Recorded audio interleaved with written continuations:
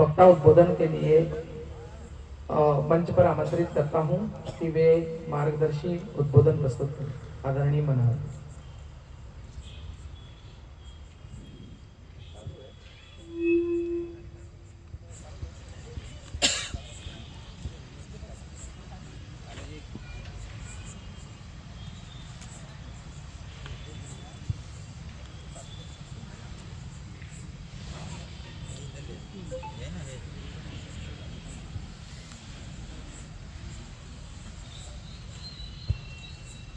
अरे तुम जरा चढ़ के ऊपर सही करो ना भैया।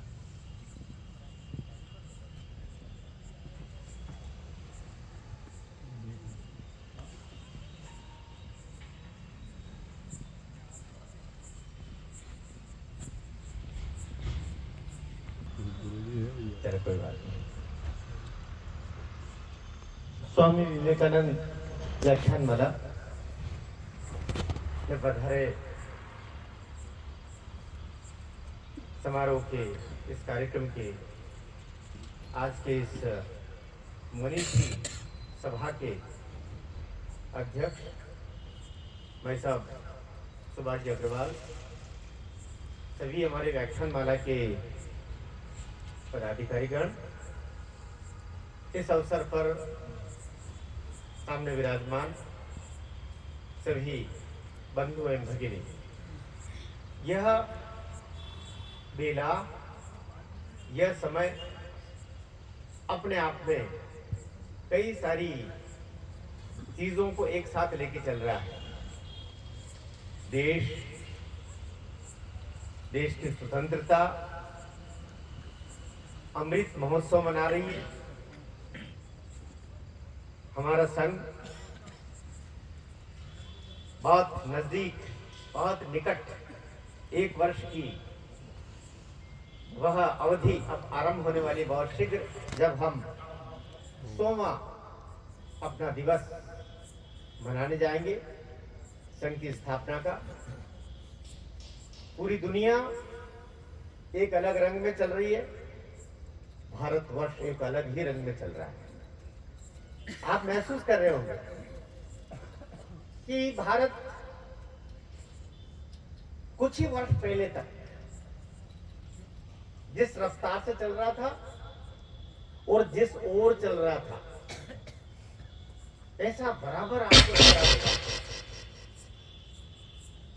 कि उसने अपना रास्ता ऐसा बदला है कि पूरी दुनिया का रास्ता ही बदल गया।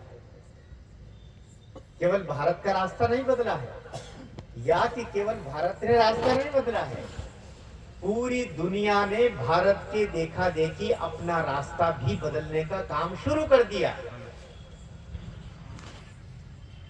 स्वामी विवेकानंद, जिनके नाम पर यह व्याख्यान वाला है, बचपन में कलकत्ता के गली में छोटा सा घर था, अंग्रेजों का जमाना था, देश गुलाम था। एक अंग्रेज, बेटा अब तो चल निकला, तो रहने दे, अब तो अंग्रेजों को निकालने की बेला आ गई। अंग्रेज अधिकारी रोज कलकत्ता में अपने बंगले से निकल करके और वहां के कार्यालय तक जाया करता था। स्वामी विवेकानंद रोज ठीक 10 बजे अपने मकान की खिड़की पर आकर के बैठ जाया करते थे। क्या देखते थे? रोज आकर के देखना। क्या देखते थे? उस अंग्रेज को देखते थे, जाते हुए नहीं। वे देखते थे कि एक बग्घी आती है।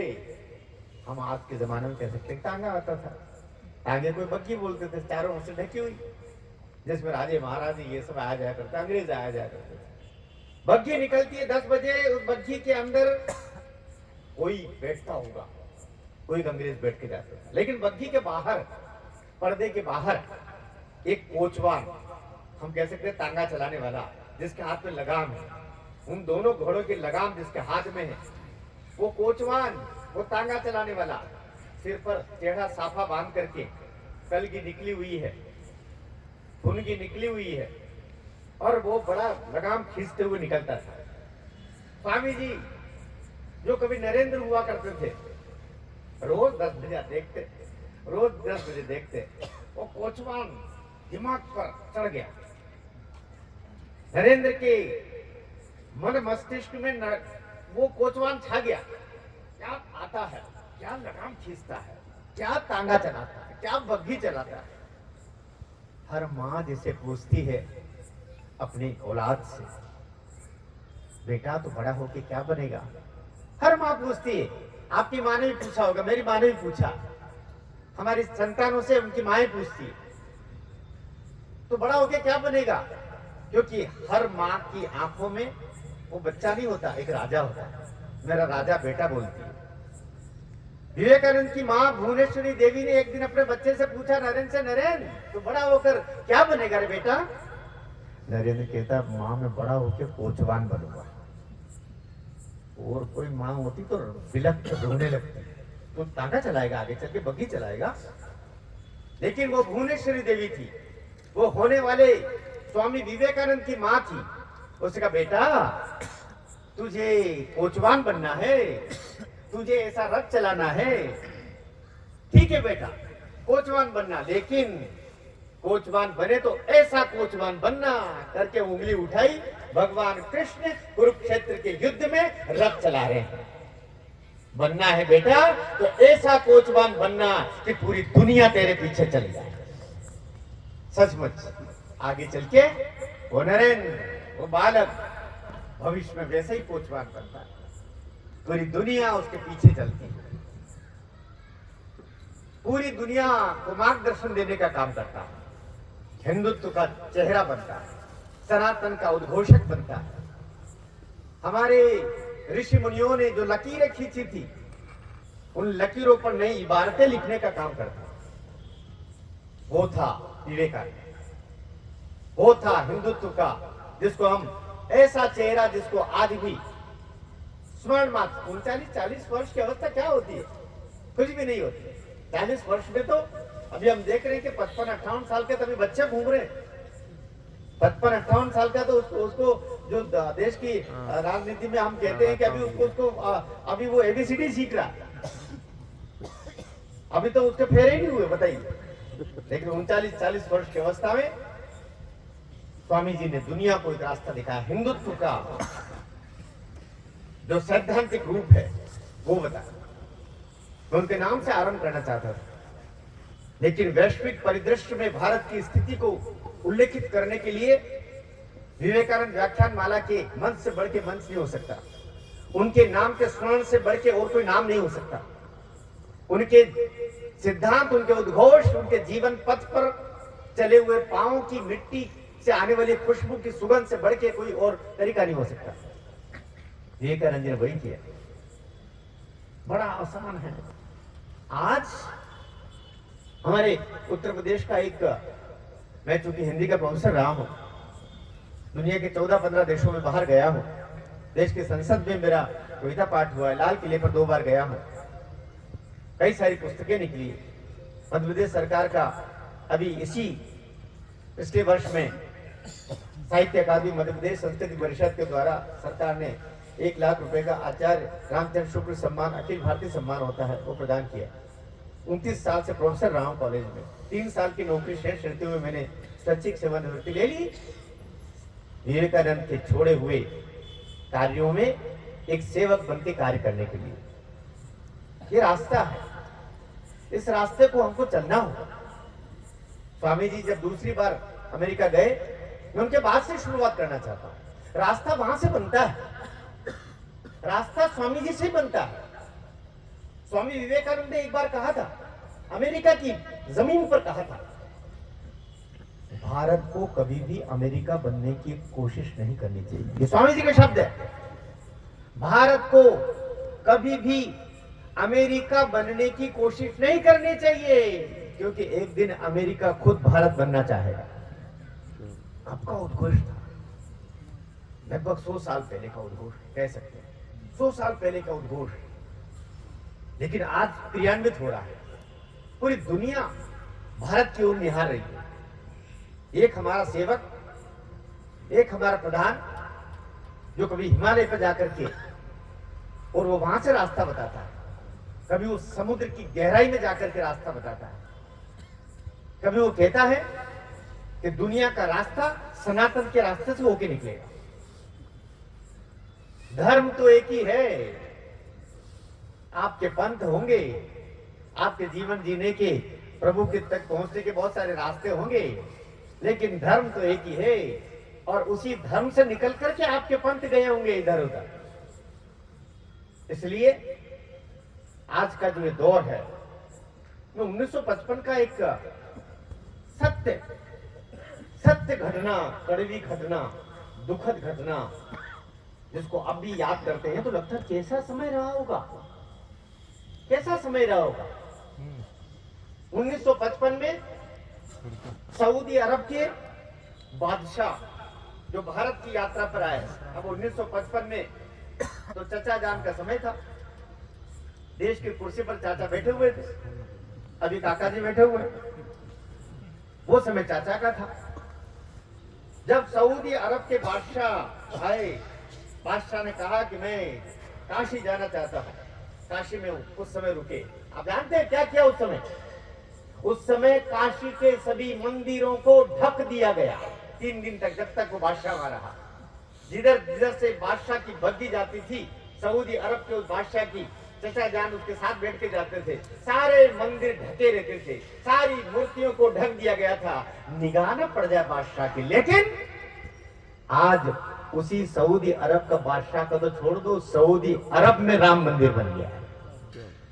समय का बदलाव तो होता है। यह भाग्योदय है सनातन का, यह उदय है इस राष्ट्र की मूल धारा का दुनिया के पलक पर उपस्थित होने का। वो समय था जब हमारे देश में एक अतिथि को बुलाया और उसी देश के अतिथि के सम्मुख कई हमारी मूर्तियां, हमारे मंदिर दिख भी जाए, काशी में ढक दिए गए। लेकिन आज वो जब यहां आते हैं तब तो उनको आरती में सम्मिलित होना ही पड़ रहा है। गंगा जी में देखो ये सनातन है, देखो ये काशी विश्वनाथ है। साथ ही ले तुम्हारे देश में ये मंदिर हमारा, ये स्वामी नारायण जी का मंदिर, अभी कुछ दिन पहले सऊदी अरब में। और किसने जमीन दी? उसी सऊदी अरब के बादशाह ने, जिनके पुरखों को कभी यहाँ पर हमारे मंदिर पर दृष्टि न पड़ जाए, उनको ढक के रखा गया, इनको बुरा न लग जाए। कैसे कैसे देश के कर्णधार रहे होंगे हमारे यहाँ, कभी सोचते हैं तो लज्जा आती है। किनके हाथों में हमने डोर दे दी थी, किनके हाथों में चला गया था देश? देश की धारा बदल के रख दी। आज पूरी दुनिया अगर भारत की तरफ देख रही है तो यूं नहीं देख रही है। हम केवल धर्म को लेकर, धर्म पर बात कर रहा हूं, अध्यात्म पर बात कर रहा हूं, अर्थ पर बात करूंगा, संस्कृति पर बात करूंगा और भविष्य पर जाकर के अपनी बात को विराम दूंगा। कौन से भी छूंगा, समय चूंकि कम है, कम समय बोलूंगा, लेकिन प्रोफेसर रहा हूं 29 साल तक महाविद्यालय में। मैं जानता हूं मुझे विषय को किन किन कोणों से स्पर्श करके और अपनी बात को पूर्णता तक ले जाना। जरूरी बात आपसे छूट नहीं पाए। आज के दौर में एक समय था जब हिंदू होना ये कहते थे तो बड़े डर से कहते थे, मैं हिंदू हूँ, गर्व से कहो। हम तो हमारे विश्व हिंदू परिषद के और बहुत सारे हमारे वो ऐसे वो बैनर और हम लोग अपने घरों में स्टिकर लगाया करते। लोग कोई बाहर से आता तो स्टिकर ढक देते थे, वो टेबल को बांटे नहीं कर देते थे। कितना डर था, कौन सा संकोच था।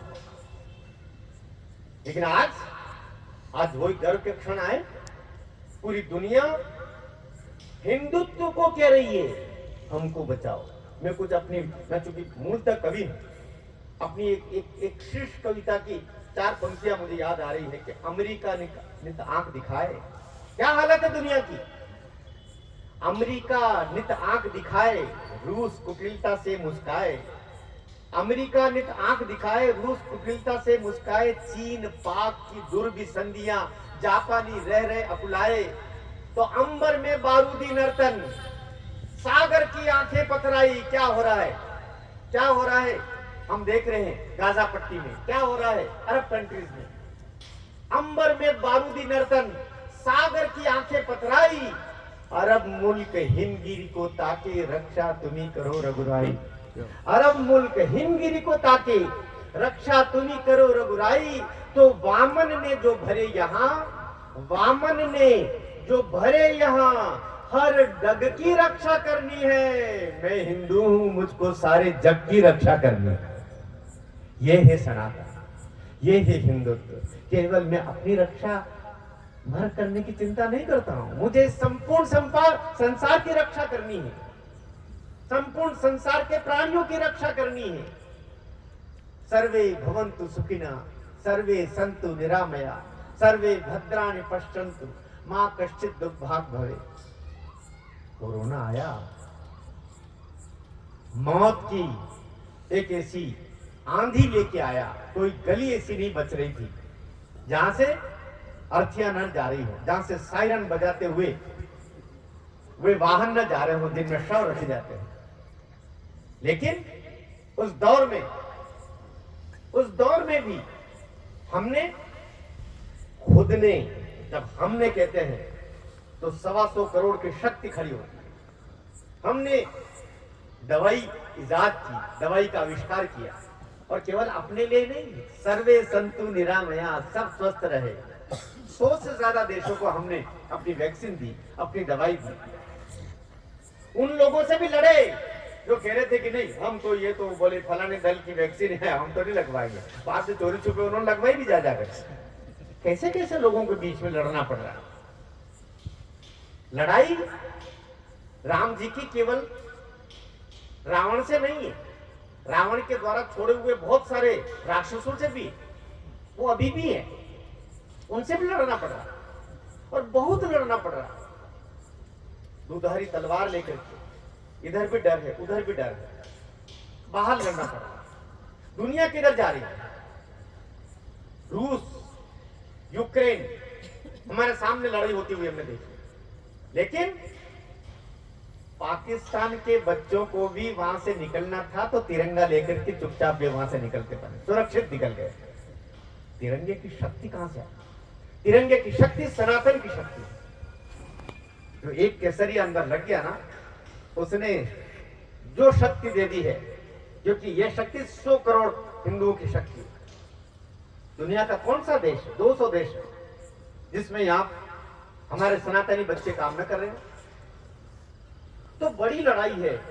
उस बड़ी लड़ाई में हम सबको मिलकर के, अकेला आप जानते हैं कि राष्ट्र का प्रधान कुछ काम कर लेगा?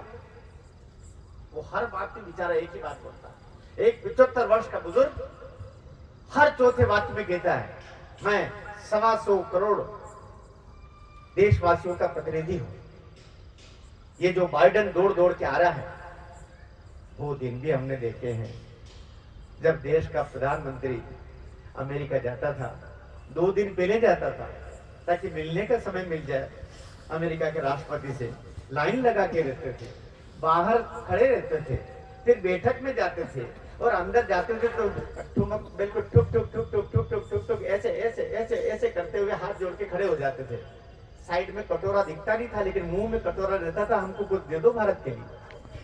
जब आप मांगने वाले याचक की मुद्रा में जाते हो तो आपकी आंख ऊंची हो ही नहीं सकती। सबसे पहले हमें आर्थिक क्षमतावान बनना पड़ेगा। ये हमारे इस राष्ट्र सेवक ने सबसे पहले देखा कि राष्ट्र को अगर मुझे स्वाभिमान के साथ में भारतवर्ष का सिर ऊंचा करवाना है तो मुझे इसे आर्थिक रूप से शक्ति बनाना पड़ेगा। ये बनाने का काम हुआ। वो दिन जब मिलते नहीं थे, जब मिलते भी थे तो ऐसे उपेक्षा भाव से बात करते थे। भारत के प्रधानमंत्री नहीं हुए, जैसे किसी कार्यालय के छोटे मोटे चपरासी हो, चपरासी का भी सम्मान होता है, ये भी नहीं था उनका। लेकिन आज के हालत के 25 कदम दूर हमारा प्रधान खड़ा हुआ है किसी और विदेशी जमीन पर, तो अमेरिका के राष्ट्रपति बाइडेन दौड़ते हुए आते हैं और हाथ ऐसा ऐसा करके रखते हैं 2 सेकंड तक, तो फिर निगाह पड़ती है, अच्छा हाथ मिलाना चाहते हैं, फिर अपने देश का प्रधान हाथ आगे बढ़ाता है। ये दिन देखते हैं तो सीना फूल जाता है गर्व से।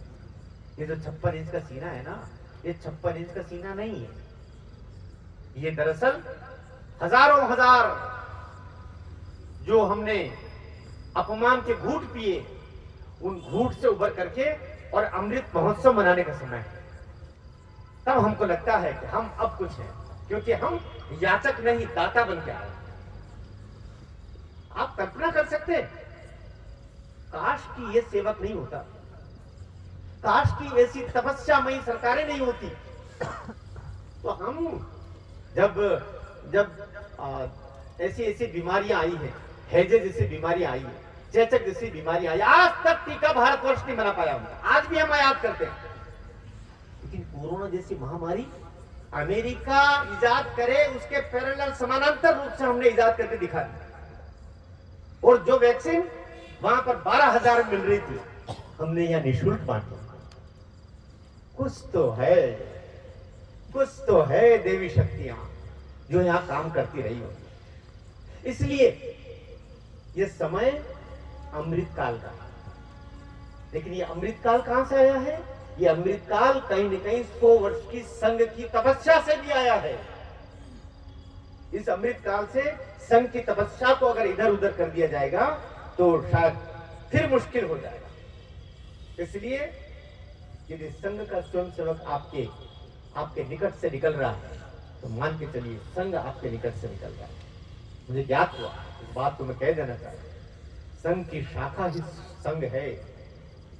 इसलिए मैं अगर प्रोफेसर बना, मेरी कोई पहचान नहीं। मैं दुनिया में कवि के रूप में जाना गया, मेरी कोई पहचान नहीं। मैंने न जाने क्या क्या इतनी किताबें वो निकला, कोई पहचान नहीं। लेकिन मेरे जीवन की अगर सबसे बड़ी उपलब्धि और सबसे बड़ी पहचान है, तो मैं संघ का स्वयंसेवक हूं।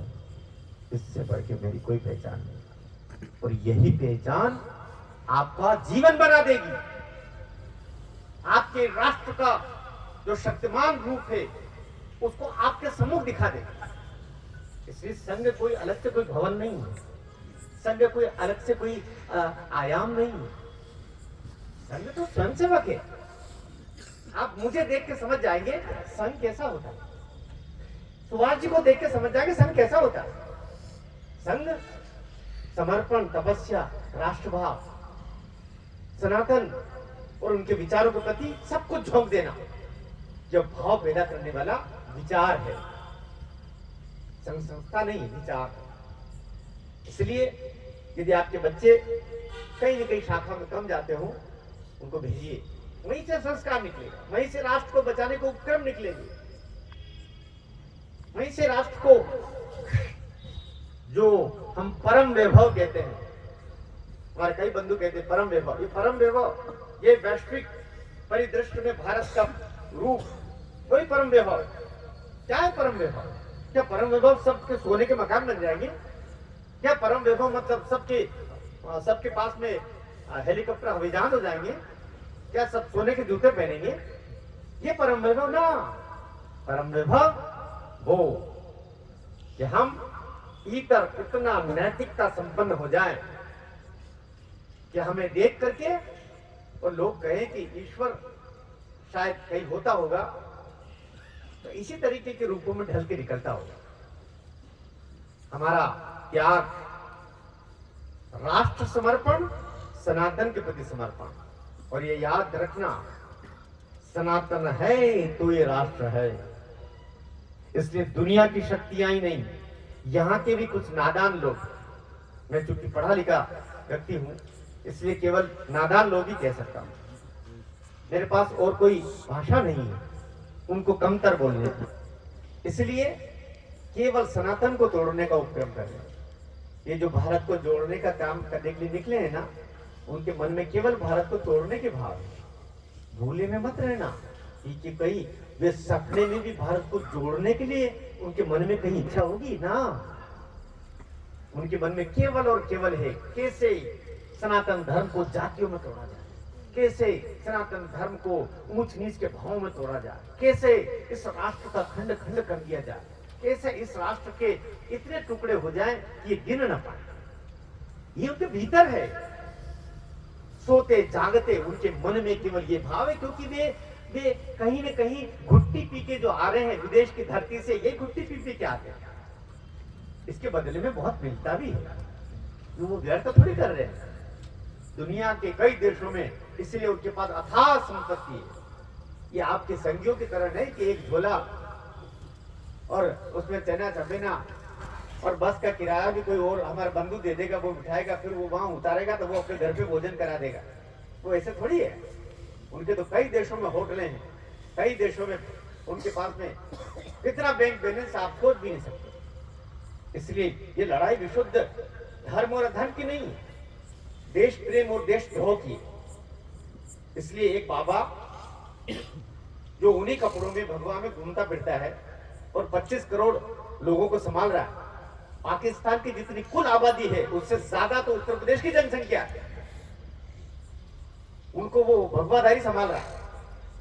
उसके जब कभी भी मंदिर में दान दक्षिणा की नौबत भी आती है तो वो इधर उधर संभालता, उसके जेब में 10 रुपए भी नहीं रहते। ऐसे फकीर, ऐसे त्यागी, तपस्वी, सब कुछ झोंक देने वाले। मैं कल सुबह उठूं न उठूं, मैं अगले क्षण जीऊं कि न जीऊं, लेकिन जब तक जीऊं इस राष्ट्र के लिए जीऊं। ये घुट्टी पी करके जो चल रहे हैं, ये सिद्धांत लेके जो चल रहे हैं, उनको जीना ही राष्ट्र के लिए है।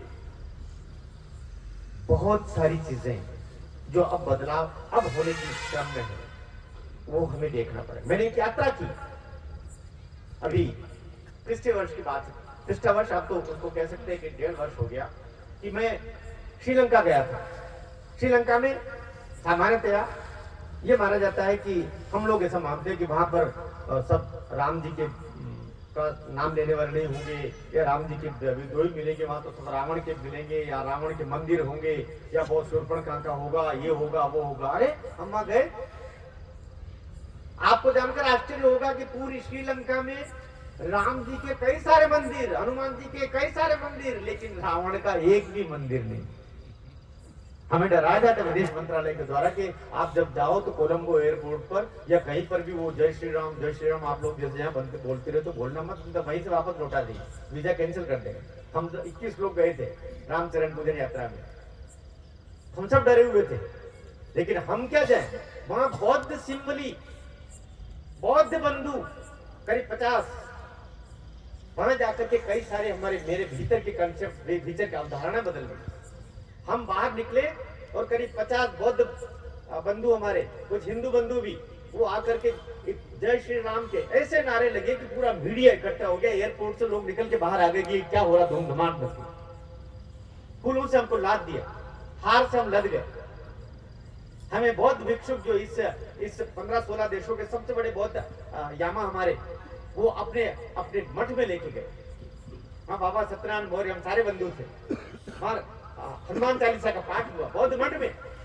फिर जो बौद्ध धर्म की जो 21 शिक्षाएं थी, उनका भी हमने पाठ किया। और वह बोले श्रीलंका में 74% बौद्ध हैं, लेकिन हम सब भी हिंदू हैं, हम सब, हमारी सबकी भी जड़ें एक है।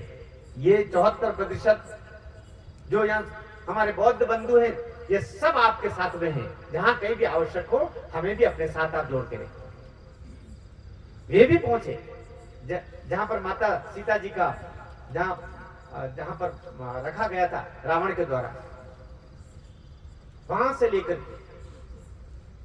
जबकि यहां पर इसलिए समझ में आया कि ये बौद्ध के नाम पर भी 9 बौद्ध जो पैदा हुए, जो धर्मांतरित होके जाते हैं, हमारे बंधुओं को धर्मांतरित करवा दिया जाता है और सनातन धर्म के प्रति उनके मन में जहर डाल दिया जाता है। जबकि जो मूल बौद्ध धर्म के अनुयायी है, उनके मन में जो स्नेह भाव है, वो कहते हैं कि हम तो उसी वृक्ष से निकले हैं, टहनियां बदल गई तो क्या हुआ, वृक्ष तो हमारा सनातन ही है। गौतम बुद्ध कहां से थे? सनातनी थे। हमारा वृक्ष एक है, टहनी बदल गई है। लेकिन यहाँ हनुमान जी की तस्वीर को कहीं अपमानित करना, हमारे देवताओं का अपमान करना, ये 9 बौद्धों के द्वारा। लेकिन ये किसी के पढ़ाए हुए होता, उनसे भी निपटना होगा, क्योंकि ये पुनरोदय काल है। इस पुनरोदय काल में हमें वो सब कुछ करना होगा जो कहीं न कहीं पीछे हमारे चूक होती रही है, हम कहते रहे हैं, अब वो कहने का समय आया है। ये जो बंटवारा हुआ ना, देश का बंटवारा, ये देश का बंटवारा बहुत सारे जहर भी खोल के गया, जहर बांट के गया, जहर बिखरा के गया, जहर पिला के गया, अभी भी है वो। अमेरिका में जाइए, आपको सनातन के प्रति विद्रोह दिखाई नहीं देगा, कोई द्वेष दिखाई नहीं देगा, कई सारे मंदिर मिलेंगे। लेकिन इधर और आप अरब कंट्रीज में चले जाइए, वहां अरब देशों में जाएंगे, वहां पर भी वो भाव नहीं मिलेगा।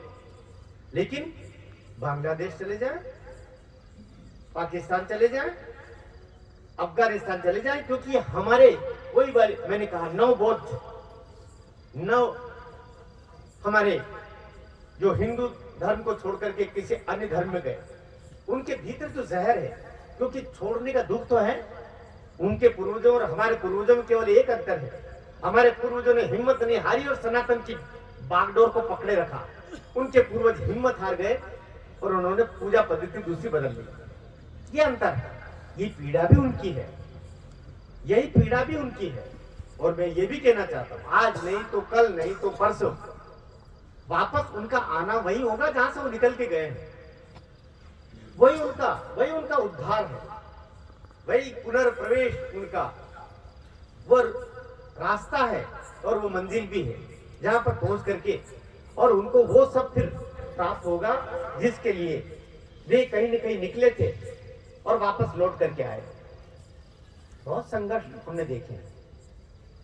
अभी हम कहें 75 वर्ष, अन्य देश भी, जापान हमारे साथ साथ ही लगभग आजाद हुआ। केवल अंग्रेजों ने हमको ही गुलाम नहीं बनाया था, पूरी दुनिया ही अंग्रेजों की गुलाम थी। और ये भी ध्यान रखिए, अंग्रेज हमको आजादी दे के गए तो अंग्रेज आजादी देना उनकी विवशता भी थी। आप सब बड़े लोग बैठे हुए हैं, द्वितीय विश्व युद्ध में अंग्रेजों की हार के बाद उनका तय कर लिया था कि सबको छोड़ेंगे। उन्होंने तो सबको छोड़ा। रूस गुलाम था, अमेरिका गुलाम था, कौन देश था जो ब्रिटेन का गुलाम नहीं था? आज नहीं तो कल, नहीं तो परसों सबको छोड़ते गए। जैसे जैसे लगाम ढीली होती गई वो छोड़ते गए। भारत को भी छोड़ा, लेकिन भारत ने जिन शर्तों को स्वीकार करके और तथाकथित आजादी ली, वो तो पीड़ादायक है ही। हमारे कितने बंधु मारे गए। हमारे गुरुजी के संदेश को कभी आप पढ़ेंगे, गुरुजी के संदेश पढ़ेंगे तो समझ में आएगा कि कितने सारे हमारे सनातनी हिंदू बंधुओं को पाकिस्तान में मार दिया गया, क्योंकि गुरुजी का संदेश था, एक भी सनातनी, एक भी हिंदू जब तक गांव में है तब तक गांव को छोड़ना मत, आखिरी में तुम निकलना।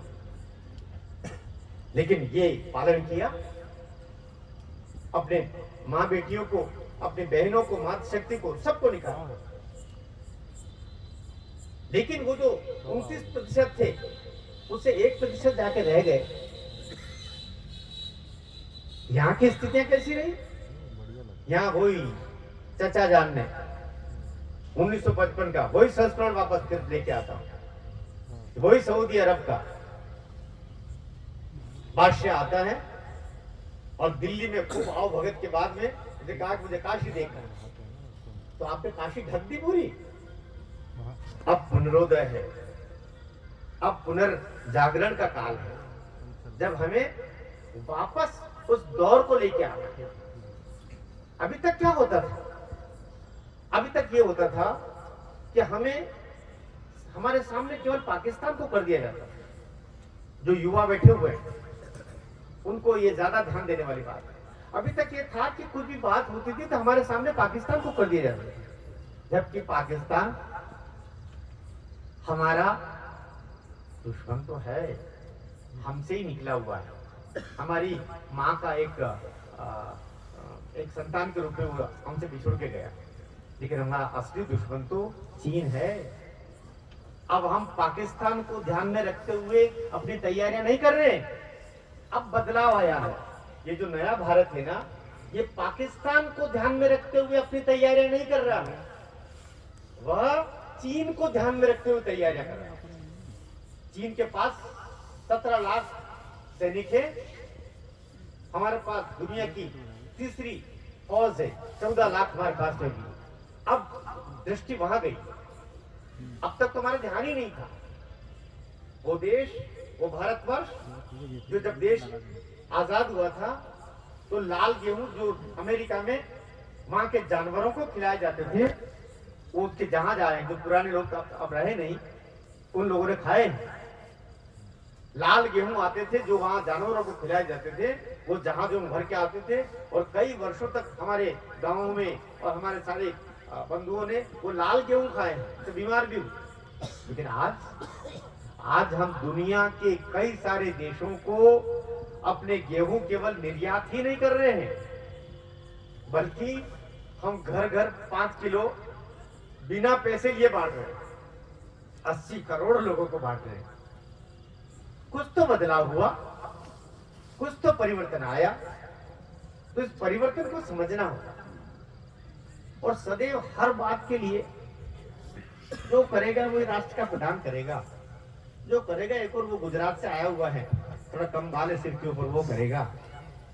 या जो करेगा वो जो बाबा जी जो अपना भगवाधारी करके और घूमता फिरता है उत्तर प्रदेश की गलियों में, वो करेगा। तो फिर हम क्या करेंगे? अब अपने भीतर भी इन तीनों को पैदा करना पड़ेगा। अपने भीतर भी, हर गली में, हर घर में, हर गांव में, हर शहर में, हर मोहल्ले में ये शक्तियां पैदा करना पड़ेगा। उधर देखने की आदत बंद हो, आपको वो देखे कि ये काम हो गया, सामने वाले की इतनी शक्ति न हो कि वो ऐसा कर दे।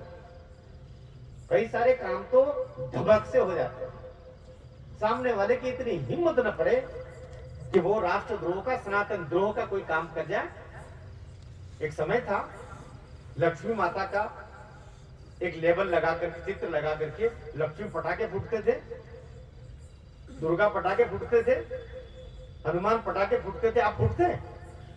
हम जागृत हो गए, हमें जागना होगा। सनातनी अभी भी पालने में ही सोया है। वो देखता है ना कि पड़ोस में जो भैया है वो कर लेंगे ना, पड़ोस में है ना, दिल्ली में बैठे हुए ना, एक दो दिल्ली में बैठे, एक उत्तर प्रदेश में बैठा, एक वो आसाम में भी थोड़ा जाग रहा, वो भी इधर उधर पलटियां मारता है, एक वो उत्तराखंड में है, वो भी बीच बीच में वो भी मिसाइलें दागता रहता है। ये करेंगे ना, हमें क्या करना ना, आपको करना होगा। आपकी शक्ति से ही वो जगेंगे। और आपकी शक्ति क्या है? आपकी शक्ति है आपके पास में वो जो 2.5 इंची बाय 6 इंची का एक यंत्र आपके हाथ में है। वो यंत्र बहुत बड़ी शक्ति है, वो यंत्र बहुत बड़ी शक्ति है। वो जो 2-2.5 इंची चौड़ाई का और 5-6 इंची लंबाई का जो एक यंत्र आपके जेब में पड़ा रहता है, आपके हाथ में रहता है, जो टुन टुन बजता रहता है, वो केवल हलो हलो करके जन्मदिन की शुभकामनाएं देने के लिए नहीं, उससे सरकारें हिल जाती हैं, उससे सरकारें जाग जाते हैं, उससे आपके अधिकार मिल जाएंगे, या उससे उन लोगों के अधिकार मिल जाएंगे जिनको नहीं मिलने चाहिए अगर आप सोए रहे तो। इसलिए आप जब उस पर बोलते हो ना, आप जब उस पर कुछ लिखते हो ना, तो वो अमेरिका के व्हाइट हाउस में भी जाता है, वो चीन के राष्ट्रपति के अहाते में भी जाता है, वो दुनिया के पास जाता है कि भारत क्या बोल रहा है। इसलिए बेचारा हमारा राष्ट्र का प्रधान सेवक जब चुन के पहली बार आया था ना, तो उसने एक ही बात बोला था, यही सरकार है, ऐसा हाथ में दिखा के बोला था, ये सरकार है। मैं सरकार को इस पर लाना चाहता हूं। अभी और संघर्ष करना होगा, अभी और संघर्ष करना होगा। अभी दुनिया के 6-8 देश रुपये में आपके साथ लेन देन कर रहे हैं, 6-8 देश कर रहे हैं। पूरी दुनिया जिस दिन रुपये में लेन देन करना शुरू कर देगी, उस दिन पता चलेगा भारत नंबर 1 पर। डॉलर इकट्ठा करने की जगह दुनिया के देश रुपया इकट्ठा करना शुरू कर देंगे। उस दिन लगेगा कि यह अमृत काल के सफलता का क्षण है। इसलिए वो कब होगा? जब श्रीलंका गया, श्रीलंका में आपका जो 1 रुपया है, वहां आपको 3 रुपए 20 पैसे मिलते हैं। मैं लगभग 1.5 साल पहले गया, आपका भारत का 100 रुपया श्रीलंका का 320 रुपया उससे मिलता है। और भारत के रुपये की इतनी मांग क्यों? कहते कि आप रुपये बदलवाइए मत, आपको चीज लेना है ना, हमको ऐसे दे दीजिए, हम 100 रुपए की जगह हम श्रीलंका का 400 रुपये आपको देते हैं। हमारा सीना चढ़ा हो गया। भारत का रुपया 100 रुपए में सरकारी रेट 320 रुपया श्रीलंका के, लेकिन मार्केट में उसकी डिमांड इतनी है कि श्रीलंका का ओपन मार्केट में उसको 400 रुपए मिल रहा है, भारत के 100 रुपए के एवज में। ये मांग है। जैसे डॉलर आदमी के पास मिलता है तो छुपा के रख लेता है, आज भारत के रुपये की वह हालत आ रही है कि उसको लोग दबा के रखना चाहते हैं। हम दुनिया में कहीं भी जाए, रुपया पास में है, जैसे कहते हैं डॉलर पास में है, तो दुनिया आपकी मुट्ठी में है। अब वो समय बहुत नजदीक है, केवल आपको थोड़ी सी और उस प्रधान सेवक को हिम्मत देनी, थोड़ी सी और शक्ति देनी। हमें छोटे छोटे शुद्ध स्वार्थों में नहीं बटना है, हमें बड़े लक्ष्य की ओर लेकर के चलना है। तो वो जो रुपया है ना, वो रुपया आपकी शक्ति का केंद्र है। एक समय हम छोटी छोटी चीजों के लिए, और ये रुपया क्यों शक्तिमान बन रहा है, ये बड़ा कुछ लोग फैलाते बराबर के वो उसके एवज में डॉलर के एवज में नहीं, डॉलर के एवज में रुपया एक अलग ही रास्ता निकाल रहा है। सबसे बड़ी बात वही तो है जिसको अच्छे अच्छे अर्थशास्त्री तक अब जाके पकड़ना शुरू किया। डॉलर के स्थान पर रुपया समानांतर रूप से वैश्विक मुद्रा बन रहा, इसलिए हमने डॉलर के मुकाबले अपने स्थायीकरण के स्थान पर अपना रास्ता ही दूसरा बना लिया। हम चाहे रूस हो, अरब के बहुत सारे देश हो, ऑस्ट्रेलिया, कई सारे देश हैं जिनके साथ हम सीधा लेन देन करें, हम क्यों डॉलर को बीच में लेके आएंगे। हमारा भारतीय रुपया इतना मजबूत है, उसमें आप पेमेंट लीजिए, उसमें पेमेंट लीजिए। ये काम छोटा नहीं था, ये काम तभी संभव था जब दलाली का मन में मोह नहीं हो। हम क्यों हथियार बनाने लगे, हम लड़ाकू विमान बनाने लगे, हमारे पास में एक से एक मरीन, एक से एक अच्छी पनडुब्बियां बनने लगी। क्यों बनने लगी, क्योंकि हमें विदेश से नहीं खरीदना। विदेश से जब चीजें खरीदते हैं ना, तो नेताओं की जेब में दलाली जाती है। तब पहले केवल ऑर्डर होता था, इतनी बोफोर्स मशीनें दे दो, इतना फलाने जहाज दे दो, और कितने में दोगे, चलो आके हमारे पीए से बात कर लो। फिर जहाजों में, समुद्र के जहाज में अंदर जाकर के वहां दलालियां तय हुआ करती थी। इसी देश ने देखा, और बहुत ज्यादा साल पहले नहीं, इसी देश ने देखा कैसे समुद्र के बीच में जाकर के और दलाली सौदे हुआ करते थे। लेकिन आज ऐसा सेवक बैठा हुआ है जिसके सामने जो ऐसे कपड़े झटक के गया, उस पर कोई आरोप न लगा दे, इसके लिए अपनी मां को तक वो अपने आवास पे कभी दिल्ली लेकर नहीं गया। भाई बंद तो छोड़ दीजिए, इतना तपस्वी कोई होगा।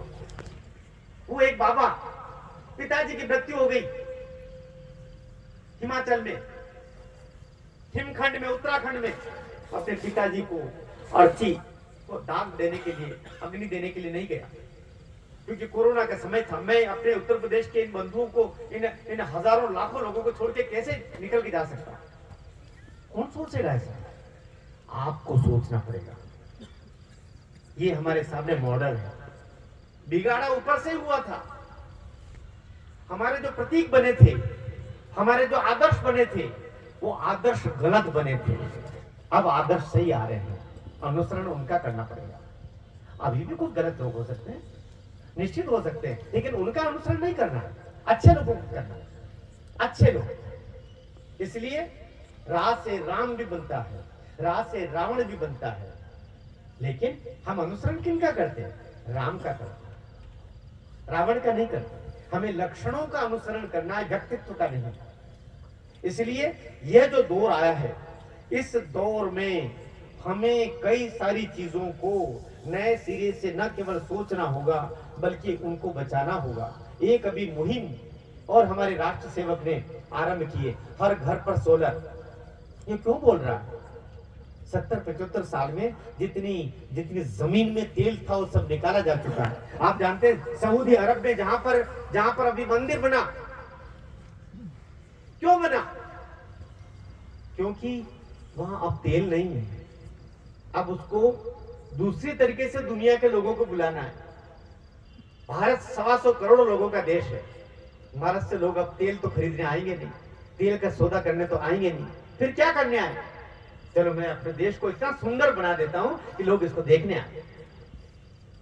आज हमें भी ये सोचना पड़ेगा, भारत अभी दुनिया का सबसे ज्यादा संसाधन संपन्न देश है, संसाधन संपन्न। यह शस्य श्यामला, केवल शस्य श्यामला ही नहीं, शस्य श्यामला के नीचे जो अकूत भंडार है, तत्वों के जो हजारों हजार वर्ष तक हमको शक्ति संपन्न बनाएंगे, उसका भी समय है।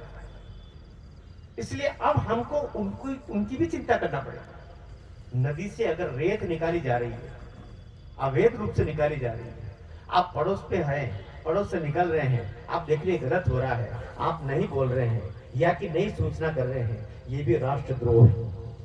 आपको जागना होगा। वो रेत का कण आपका भी है। वो जमीन के अंदर से तेल निकल रहा है, सोना निकल रहा है, चांदी निकल रही है, वो केवल उस व्यक्ति का ही नहीं है, आपका भी है, राष्ट्र का है। और राष्ट्र का है तो ये मेरा है।